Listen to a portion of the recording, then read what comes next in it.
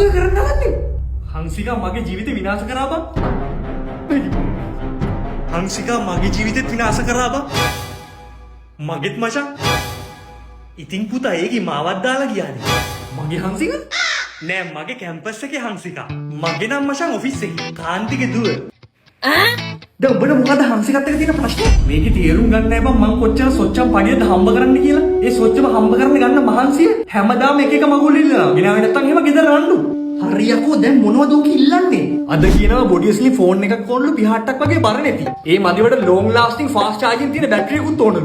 ඉතින් මගේ වගේ ෆෝන් එකක් ගිහින් දීපන්. Spark 40 Pro Plus.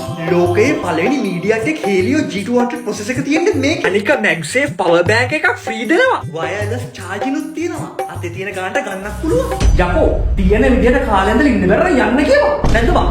නැද්ද බං? ඔබ මොකටද මේ කොහෙවන්නද කෙල්ල කියන ඔබේ ජීවිතේ නාස්ති කරන්නේ? නැද්ද බං? නැද්ද බං? මුහුදේ ඉන්න එක මාළුවද? නැද්ද? ඒක ඉතින් දන්නේ උඹනේ. නෑ උඹනේ මුහුදු රස්සාව කරන්නේ. මෙන්න දැන් ලැබුණු විශේෂ පුවතක්.